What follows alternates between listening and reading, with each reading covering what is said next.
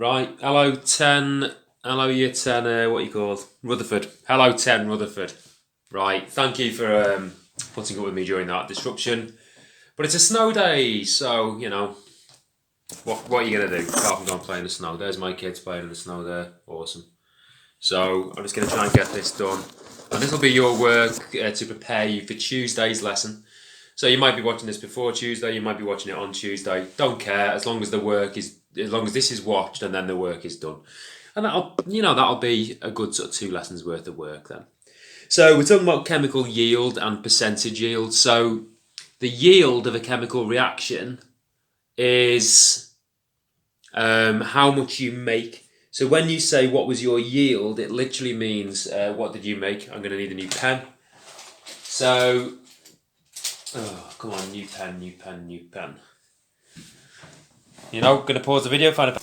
Right, found a pen. So the yield is how much you make, how much of a chemical, so in sort of grams, you make in a chemical reaction. So you say, my yield was 1.1 kilograms, my yield was 1,000 grams, my yield was 2 tons of whatever you were trying to make. So it might be ammonia, whatever. So if you're in a chemical industry, the yield is just how much of a substance you made. The percentage yield, and this is what we're going to be looking at today, is a bit more interesting, I think. It's how much, in terms of the mass, you made divided by how much you could have made. Now there's lots of ways, you'll see this written in lots of different ways. So how much you could have made. Now I'll talk what that means in a minute, times 100. So as I say, you'll see this written in lots of different ways. So you might see it written as yield, which is how much you made, divided by theoretical maximum. They might call that the theoretical maximum. So I'll show you what this means anyway. It's not hard, okay?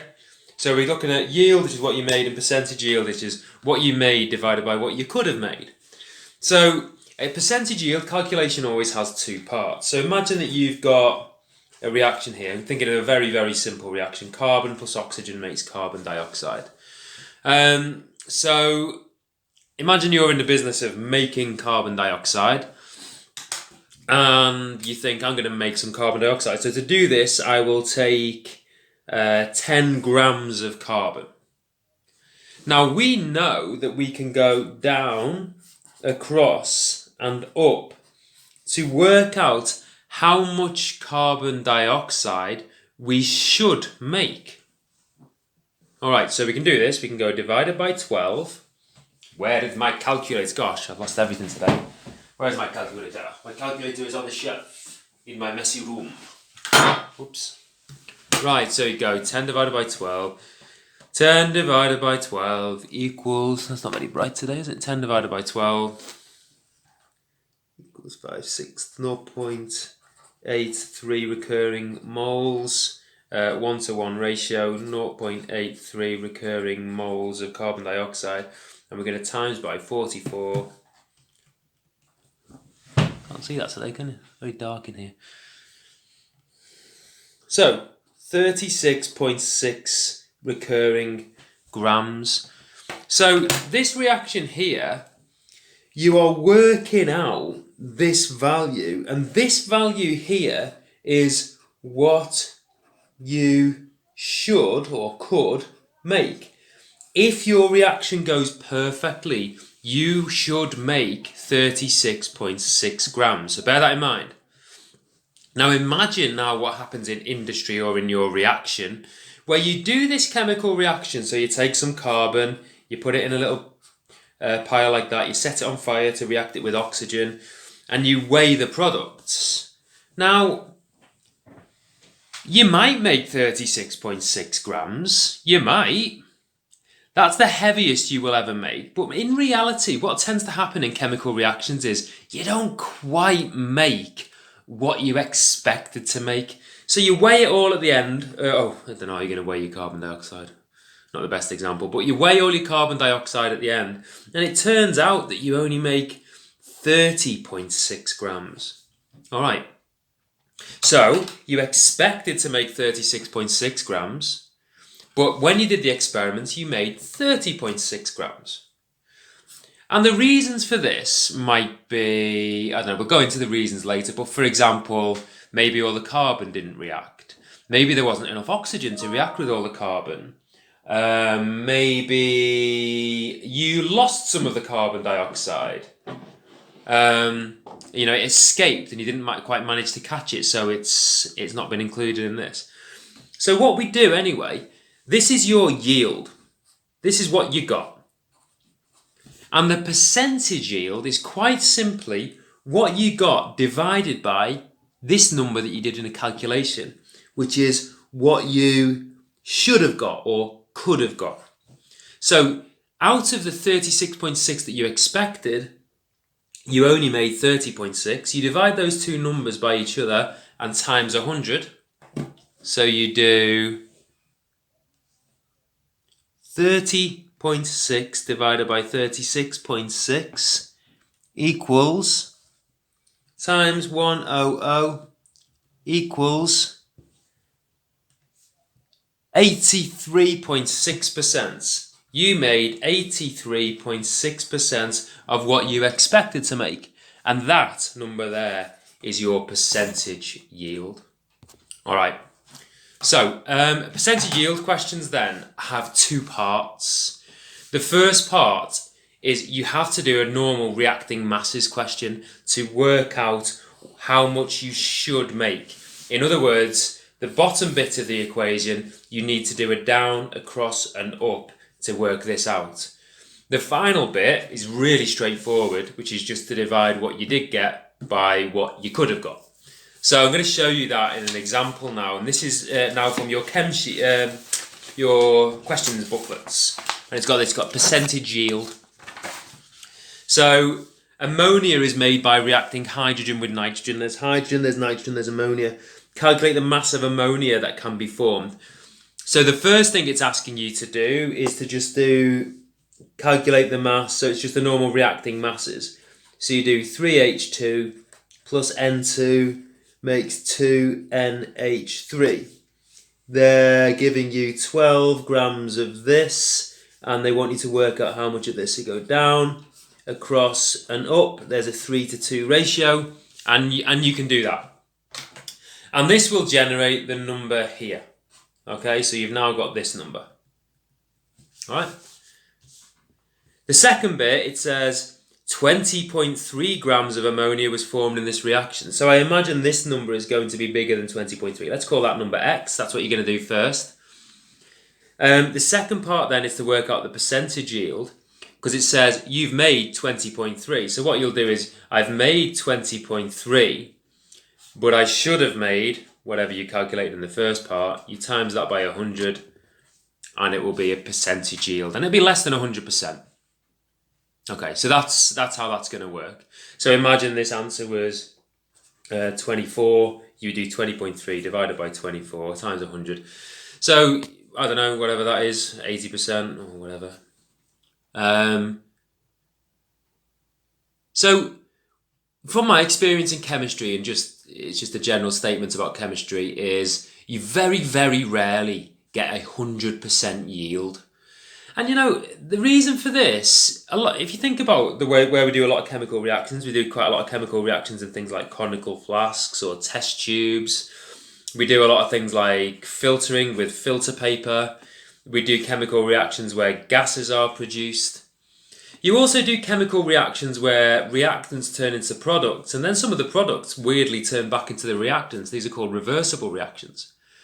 So you get issues when you're trying to get a really high yield in a chemistry lab. You get products stuck to the sides of your equipment. You get products that are lost when you separate them, so maybe get absorbed into filter paper. You get products that evaporate and escape. You get products that turn back into reactants, which is really annoying. You also get unreacted reactants. you know, so like lumps that just don't tend to react, or that somehow miss out on the reaction, so stuff doesn't get reacted. Maybe you didn't mix it well enough. So there's lots of reasons why you can get a percentage yield less than 100. So here's some examples. Products lost in separation. Unreacted. I'm going to say incomplete reaction. So, you know, not all of it reacted when you expected it to. Evaporation. So if some of your product turns into a gas. There are some other ones, you know, spillage. You might just spill some of it. Number 5, reversible reactions. You do more on these next year. This is where reactions can turn into products, and in some cases products can turn back into reactants. So there are some examples why you don't get a percentage yield of 100%. I want to tell you a little story. When I was in university, you got assessed on your percentage yield when you did chemical reactions. So I'm a bit of a sneak sometimes. So we did a chemical reaction and we made our product, and we had a little dish like this with a pile of product. And at the end of the reaction, you had to weigh your product and record how much you got, and then record your percentage yield. And you got marked on your percentage yield. So the higher your percentage yield, the better it was. And we were making a white powder. So my percentage yield was really, really bad. And so what I did, I found just some chalk lying around in the lab, and I crushed up this little length of chalk into this white powder, and I just put it into my other white powder, mixed it all together, and weighed that, and recorded the highest percentage yield in the class. And so that was sneaky. And luckily they didn't test it for purity. They just literally weighed the white powder. So anyway, you shouldn't do that. You should always be honest. But yeah, I think that shows resourcefulness, and it also shows I'm a little bit sneaky, I suppose, doesn't it? Okay. So the second question, here's one that I would like you to do. So I'd like you to do question 1. So this is your work for Tuesday. Now, you've watched this video. I hope you understand it. You can keep watching it. There's a bit more information. So iron is made by reduction of iron oxide with carbon monoxide. There's iron being made. Calculate the mass of iron. So step 1 is to go down, across, and up. So down there, across there, and up. And that will give you how much you are expected to make. Part B is, this is what you did make, so it's going to be 78.5 divided by your answer from part A times 100, and you're all right. Question 3, same deal. Chlorine can be made by the electrolysis, so calculate the mass of chlorine that can be formed, down, across, and up. That gives you a value of X, but you've only formed 25, so it's going to be 25 divided by X. Question 4, same. Question 5, same. All right, so that's it. So make this very clear, and I'll send it on Sasha as well. Tuesday's lesson, not live. Email if stuck. Email photo of work, not of walk. I don't want to see a photo of your walk. Photo of work, and it is just questions 1 to 5 and marked. There are still some people in this class who have not sent me a photo of their last work. So please do that. Thank you to the many, many students who have. I can't just keep reminding you to do that. So if you are one of those who just still haven't sent me a photo of your work, you have to. All right? That is not optional. You literally pick up your phone, take a shot of it, and send it to me. That's really straightforward to do. Okay, so I'm waiting on about 5 or 6 people. I know who you are. Just do it. All right. Thank you, everybody. So that's 15 minutes of content. plus the time taken to do those questions, I think you're looking at about not a lot of work really. Okay, but that covers you for Tuesday. Nice one. Enjoy the snow. Bye.